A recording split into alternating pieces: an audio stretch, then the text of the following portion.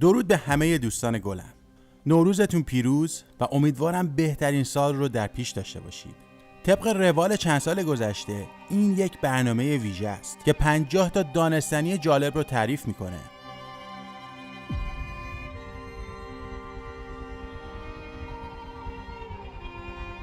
آیا میدونستید انیشتن برای اینکه زنش رو طلاق بده و اون کاغذهای طلاق رو امضا کنه بهش یه قول میده؟ چه قولی میده؟ میگه اگر تو قبول کنی از من جداشی، وقتی جایزه نوبل رو میگیرم همه پولش رو میدم به تو که دست از سر ما برداری. و یا اینکه بالاخره در سال 1921 انیشتن جایزه نوبل فیزیک رو میبره. 121,000 کرون سوئد رو بهش میدن که به نرخ امروز معادل 212,000 دلار آمریکا میشه. پولو میگیره و زنش بهش میگه که به قولت عمل کن. انیشتن هم به شوخی میگه چه پولی؟ اونم میگه همون پولی که قول دادی. و انیشتن همه رو میده به همسر سابقش. آیا میدونید برای ساخت فیلم دام اند دامر یا احمق و احمق‌تر کارگردان در نظر داشته که به جای جف دنیلز نیکولاس کیج رو دعوت کنه؟ اما نیکولاس کیج میگه متاسفانه من دارم توی یه فیلم دیگه بازی میکنم و نمیتونم بیام تو دام اند دامر بازی کنم. برای همین کارگردان مجبور میشه که جف دنیلز رو دعوت کنه. حالا به نظر شما این فیلم دام اند دامر با بازی نیکولاس کیج بهتر میشد؟ لطفاً نظر بدید. آیا میدونید در زمانی که استالین حالش خوب نبود و در حال مرگ بود خبری از دکترش نبود؟ فکر کنید اون حالش بده؟ دکتر بالا سرش نیست؟ اما هیچ کس از اطرافیان جرئت نداره که یه پزشک دیگر رو صدا کنه. حالا پزشک خودش کجا بود؟ اینطوری که در تاریخ نوشته شده اون یه جایی داشته توسط پلیس مخفی شکنجه می شده. چون استالین قبل از اینکه حالش بد بشه به این دکتر مشکوک شده و دستور داده به پلیس مخفی ازش تحقیقات کنن. حالا چرا همه میترسیدن با یه پزشک دیگه تماس بگیرن؟ چون میترسیدن استالین حالش خوب شه و بهشون بگه غلط کردیم بدون اجازه من یه پزشک دیگه خبر کردیم و بدین وسیله استالین مرد. آیا میدونستید وقتی کریستوف کلمب و همراهاش تو جامائیکا بدون آب و غذا گیر میکنن بومیا حاضر نمیشن به اینا کمکی کنن؟ و کریستوف کلمب چون میدونسته قرار ماه گرفتگی اتفاق بیفته به بومی‌ها میگه شما خدای من رو عصبانی کردین. برای همین برای نشون دادن خشمش ماه رو قرمز خواهد کرد. دیری نمیگذره که ماه قرمز میشه. بومی‌ها هول میشن. میگن ای داد بیداد خداش عصبانی شد. کلی آب و غذا برمیدارن میرن سراغ کریستوف کلمب و همراهاش. بهشون میگن بیاین بخورین، هر چی هم میخواین به ما بگین ما براتون میاریم، فقط به خداتون بگید با ما کاری نداشته باشه. کریستوف کلمب هم میگه برید خیالتون راحت باشه من حلش میکنم. یه دانستنی از دنیای پزشکی. آیا میدونید زمانی که یک فرد دچار آلزایمر و زوال عقل میشه وقتی موقع مرگش فرا میرسه در بعضی مواقع و به طور ناگهانی همه چیز یادش میفته؟ به این حالت میگن ترمینال لوسیدیتی یا شفافیت نهایی. اما متاسفانه تخمین زده شده که 43% از افرادی که دچار این حالت میشن ظرف 24 ساعت از دنیا میرن و بیشتر از 80% از اون 57% باقی مونده یک هفته بعد از دنیا میرن. دانشمندا واقعا نتونستن دلیل اصلی این اتفاق رو بفهمن، اما باور دارن که فعالیت مغز در یک فرد در حال مرگ تغییر میکنه و همین تغییرات باعث میشه که اونا همه چیز رو به یاد بیارن. آیا میدونستید نام نژاد این سگ کوموندوره؟ موهای این نژاد سگ گرون قیمت تا 35 سانتی متر رشد میکنه. وقتی به این سگ نگاه میکنی با وجود اینکه شبیه تی زمینشوری میمونه و خیلی به نظر گوگولی میاد، اما میتونه سگ خیلی خطرناکی باشه. تربیت کردن این نژاد اصلاً کار ساده ای نیست و به زمان و وقت زیادی احتیاج داره. در غیر این صورت سگ قابل اعتمادی نیست چون در هر آن میتونه عصبانی بشه و حتی صاحب خودش هم گاز بگیره. آیا میدونید زلزله‌ای که در سال 2004 و در اقیانوس هند به وقوع پیوست طولانی ترین زلزله تاریخ بوده؟ این زلزله باعث مرگ 286,000 نفر میشه و کشورهای مختلف رو نه تنها میلرزونه بلکه سونامی‌های مرگبار میفرسته طرفشون. زمان این زلزله 8 تا 10 دقیقه بوده. خیلی زیاده. تا به حال یک همچین زلزله طولانی در تاریخ کره زمین ثبت نشده. خب برای دانستنی بعدی اجازه بدید بریم به آمریکای جنوبی، کشور پرو. این سطپای منحصر به فرد پروییه، Peruvian Giant Yellow Leg Centipede، که به فارسی میشه صدپای پازرد غول‌پیکر پرویی. این صدپا تا 30 سانت رشد میکنه و همونطوری که تو اسمش میگه جاینت یا غول‌پیکر، واقعا ترسناکه. وقتی گرسنش میشه میره توی غارها و از سقف خودش آویزون میکنه، اونم برای اینکه خفاش شکار کنه. شاید باورش سخت باشه ولی این صدپا به غیر از خفاش مار میخوره، موش میخوره، بعضی وقتا پرنده ها هم میگیره. مارمولک هم که به عنوان دسر چپ و راست میزنه. حسنش اینه که با آدما زیاد کاری نداره چون به شدت سمیه و تا به حال در سرتاسر آمریکای جنوبی فقط سبب مرگ یه نفر شده، یه پسر 4 ساله ونزوئلایی. اونم نه اینکه به این بچه حمله کنه، قوطی نوشابه‌ای که میخورده رو گذاشته بوده رو میز و یه دونه از اینا میاد میره تو نوشابه و این بچه هم نوشابه رو برمیداره که بخوره، صدپا میره تو دهنش و رو زبونش رو نیش میزنه. آیا میدونید نام این دختر اولیویا فرانزورته؟ و اون تنها انسان شناخته شده ایه که با کمبود کروموزوم شماره 6 مواجهه. این یه اتفاق به شدت نادره که باعث شده که اولیویا نه درد حس کنه، نه گرسنش بشه و نه بترسه از هیچی. فقط بعضی وقتا به ندرت احساس خستگی میکنه. حتی یه بار یه ماشین بهش میزنه 15 متر اینو پرت میکنه، اما بدون هیچ درد و ترسی بلند میشه و به راهش ادامه میده و خوشبختانه هیچ آسیب جدی ندیده بوده. آیا میدونستید سرعت چرخش کره زمین به دور خودش داره آرومتر میشه؟ البته خیلی به کندی و در این صورت هر 100 سال 2 ثانیه به طول روزهامون اضافه تر میشه. آیا میدونید اره زنجیری اصلا برای بریدن چوب اختراع نشده بوده؟ اره زنجیری در قرن 18 میلادی توسط 2 پزشک اسکاتلندی به نامهای جان ایتکن و جیمز جفری اختراع شد. اونم برای استفاده تو جراحی‌های لگن و به دنیا آوردن نوزادان درشت استفاده می شده. حالا که اسکاتلندیم یه دانستنی دیگه هم بشنویم. آیا میدونید حیوان ملی اسکاتلند این اسب تکشاخه؟ توجه کردید بعضی آدما از شنیدن نظر دیگران درباره خودشون هراس دارن؟ این یک فوبیاست به نام آلوداکسوفوبیا و کسانی که این فوبیا رو دارن از شنیدن نظر دیگران در مورد خودشون وحشت دارن. آیا میدونستید قاره استرالیا از کره ماه پهن‌تره؟ عرض استرالیا نزدیک 4000 کیلومتره اما قطر ماه فقط 3400 کیلومتره. و یا اینکه اولین پرواز یک هواپیما در شهر کیتی هاک کارولینای شمالی در روز 17 دسامبر 1903 توسط برادران رایت انجام شده. اونها با هواپیمای دستساز خودشون برای اولین بار به پرواز در میان و فقط 11 سال بعد از این تاریخه که هواپیما تو جنگ جهانی اول حضور فراوانی داره. یعنی یک اختراع خیلی عالی ظرف فقط 11 سال تبدیل شد به یک دستگاه کشتار و همین دستگاه‌های کشتار امروزه به کجاها رسیدن؟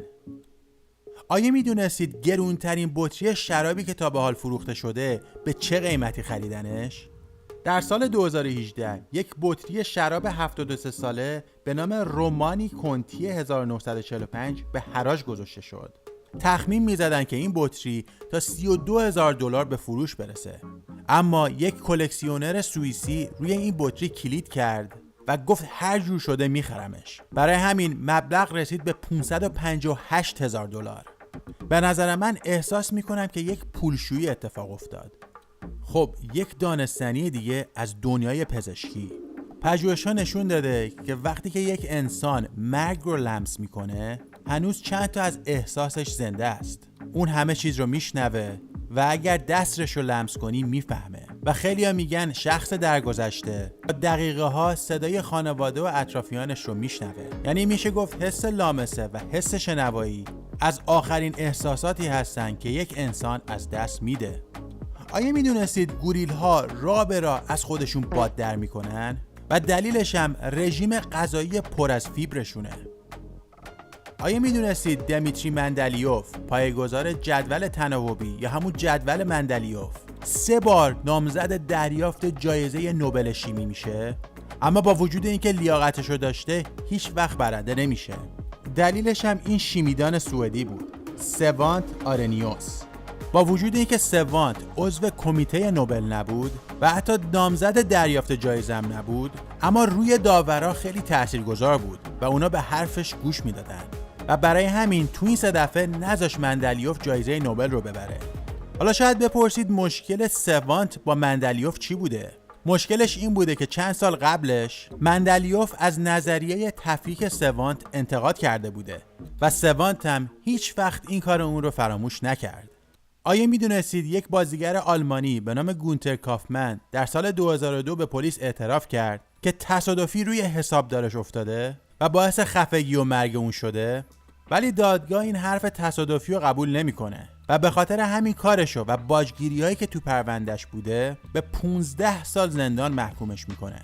جالب اینه که 3 سال بعد در سال 2005 مشخص شد گونتر کافمن حسابدارش رو نکشته بوده، بلکه همسر گونتر حسابدار رو کشته بوده و گونتر به خاطر اینکه زنش زندانی نشه به دروغ گفته بود که من افتادم روش. در سال 2005 گونتر کافمن آزاد میشه و زنش رو محکوم به زندانی میکنن. آیا میدونستید وارن بافه میلیاردر آمریکایی 99% ثروتش رو پس از سن 56 سالگی به دست آورده و این نشون میده که هیچ وقت دیر نیست. حالا یه دانستنی که فکر کنم ما مردها دردش رو واقعا احساس میکنیم. در سال 2017 یک مرد اهل ایالت نیومکزیکوی آمریکا که فکر میکرد اختلال نوز داره به یک کلینیک مخصوص مراجعه میکنه. دکترها بهش میگن بله شما مشکل اختلال نوز دارین و ما میتونیم با 3 تا تزریق هفتگی در طول چند هفته مشکل شما رو حل کنیم. این بیچاره هم میگه باشه حل کنید. اما این تزریق‌های معمولی نبوده و بایستی مستقیم میزدن به آلت تناسلیش. چند هفته این بیچاره درد و ناراحتی رو تحمل میکنه و هیچ اتفاق مثبتی هم نمیافته. نه تنها بهتر نمیشه بلکه بدتر هم میشه.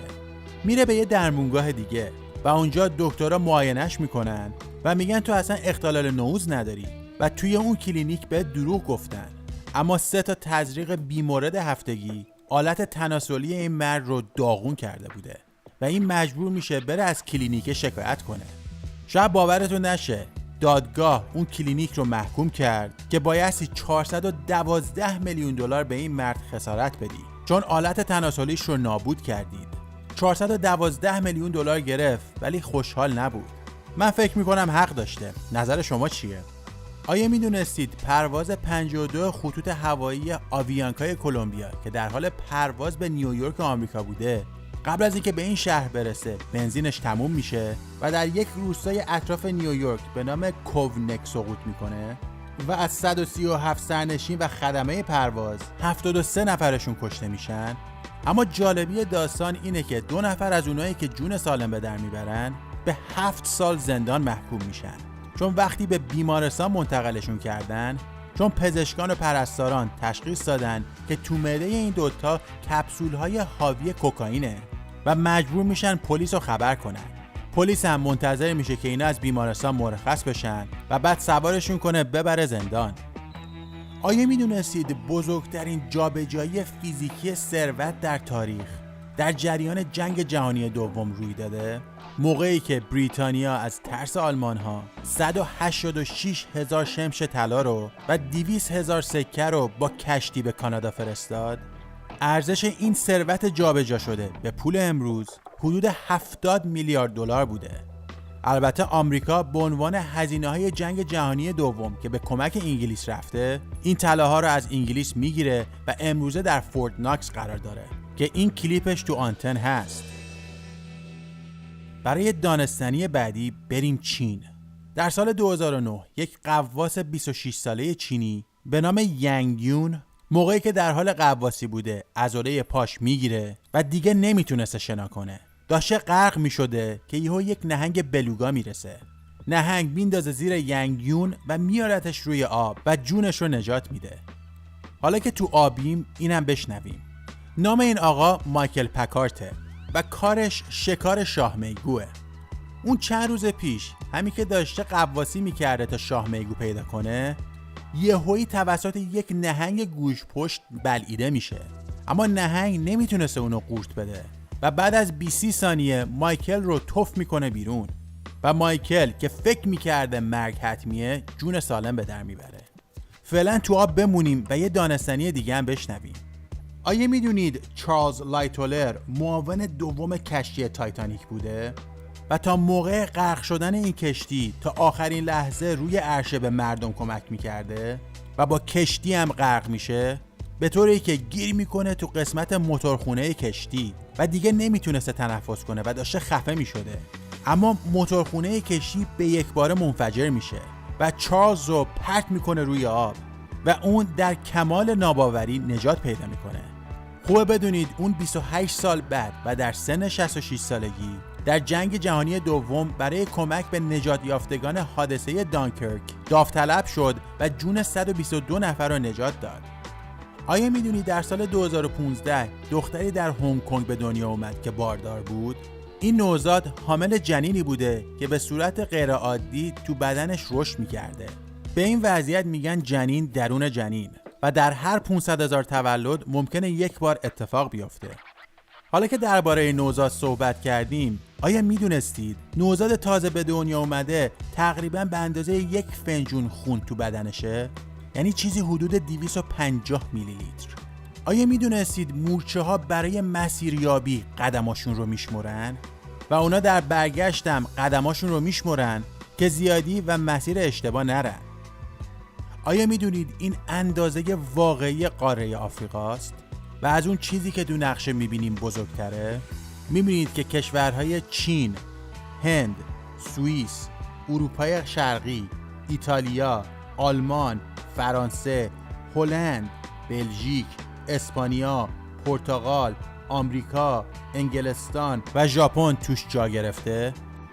آیا میدونستید لویی 19 فقط 20 دقیقه به فرانسه حکومت کرد و رکورد کوتاه‌ترین زمان سلطنت رو به نام خودش ثبت کرد؟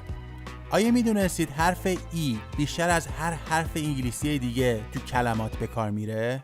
در حالی که حرف کیو کمترین کاربرد رو داره. فکر میکنید تو فارسی کدوم حروف کمترین و بیشترین کاربرد رو دارن؟ من فکر کنم بیشترین حرف کاربردی تو فارسی الفه. کمترین کاربردم به نظر من 3 نقطه است. شما چی فکر میکنید؟